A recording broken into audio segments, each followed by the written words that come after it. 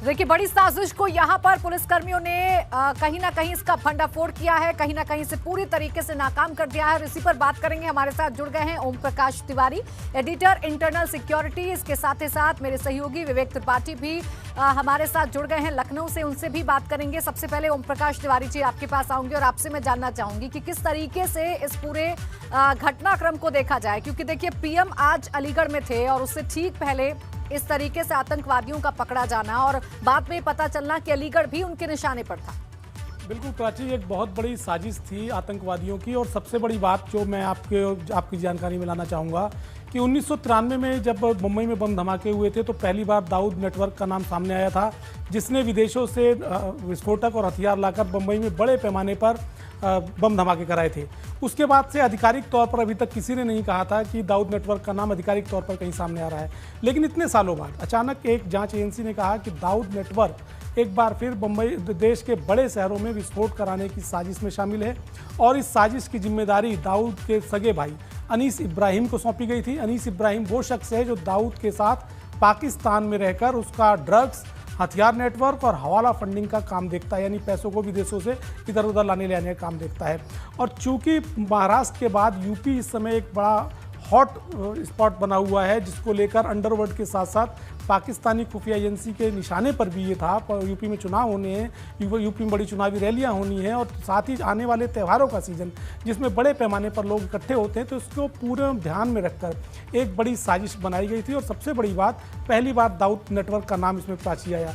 दूसरी सबसे बड़ी इसमें अहम बात जो सामने आई कि पाकिस्तानी खुफिया एजेंसी ISI और मिलिट्री का रोल इसमें पूरी तरह से एक्सपोज हुआ। अगर हम पकड़े गए जो आतंकवादी हैं जिशान और जो लोग जिन्होंने विदेशों में ट्रेनिंग की, उनके अगर हम इंटेरोगेशन पर ध्यान दें तो उन्होंने अपने इंटेरोगेशन में जांच एजेंसियों को ये बताया कि वो लखनऊ से फ्लाइट के रास्ते जो है गए मस्कट तक, मस्कट से वहाँ से ये लोग डिफरेंट पानी की बोट्स में बैठकर जियांगी शहर तक पहुँचे, जो ग्वादर पोर्ट के पास बताया जाता है। वहाँ से इन्हें एक पाकिस्तानी मिला और वो इनको एक फार्म हाउस में ले गया एक दूसरे शहर में, जहाँ पर पाकिस्तानी सेना की वर्दी में मौजूद 3 लोग थे।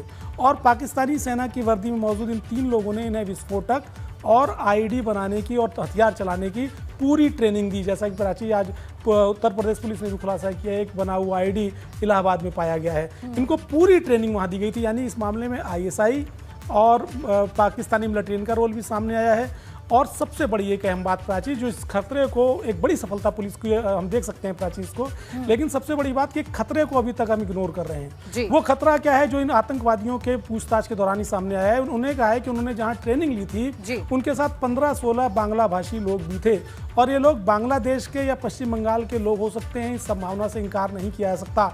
इन लोगों ने भी ये पूरी ट्रेनिंग ली थी और इन 2 लोगों के साथ वो 15 लोग भी वापस आए थे। ये 14-15 लोग आज की डेट में कहाँ हैं, इस बारे में अभी तक ना तो खुफिया एजेंसियों को पता है, ना ही सुरक्षा एजेंसियों को पता है। तो प्राची, कुल मिलाकर एक बड़ी सफलता जरूर है, लेकिन खतरा अभी टला नहीं है। बिल्कुल, देखिए खतरा अभी टला नहीं है, जैसा कि आपने बताया। विवेक, आपसे जानना चाहेंगे, देखिए यूपी कनेक्शन सामने आया है इन आतंकवादियों का। फिलहाल क्या कुछ सुगबुगाहट, क्या कुछ हलचल आपको उत्तर प्रदेश में देखने को मिल रही है, लखनऊ में देखने को मिल रही है? किस तरीके से अब जो सुरक्षा एजेंसियां हैं वो अलर्ट पर हैं और आगे की कार्रवाई कर रही हैं?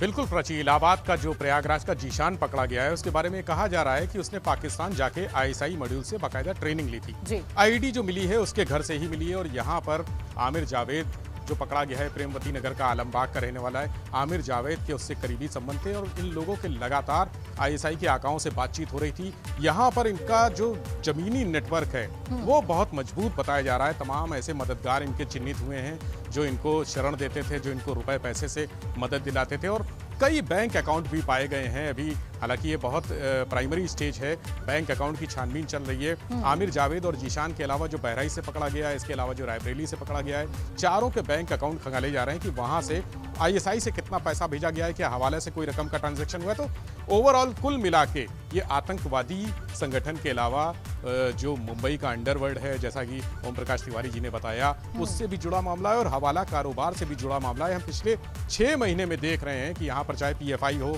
रोहिंग्या हो या धर्मांतरण के मुद्दे में कुछ लोग गिरफ्तार हुए हैं, तो ये लगातार ऐसी चीजें सामने आ रही हैं कि यूपी को टारगेट किया जा रहा है। आने वाले विधानसभा चुनाव के मद्देनजर संवेदनशीलता यहाँ पे बनी हुई है। बड़े नेताओं का यहाँ पे लगातार दौरा है। प्रधानमंत्री के दौरे के 2 दिन पहले का इंटेल था ये कि यूपी में कोई बड़ा होने वाला है, कोई बड़ी साजिश रची जा रही है। इसके बाद जब बिल्कुल विवेक, देखिए उत्तर प्रदेश फिलहाल संवेदनशील है क्योंकि विधानसभा के यहाँ पर चुनाव होने हैं और तमाम जो त्योहार हैं वो अब नजदीक हैं और ऐसे में अब क्या कुछ किस तरीके से आगे कार्रवाई होती है जरूर देखने वाली बात होगी, क्योंकि जैसा कि ओम प्रकाश तिवारी जी ने कहा कि अभी 15 लोग वो कहाँ हैं जिन्होंने ट्रेनिंग ली थी, ये पता लगाना बहुत जरूरी है। बहुत शुक्रिया आप दोनों का हमारे साथ जुड़ने के लिए।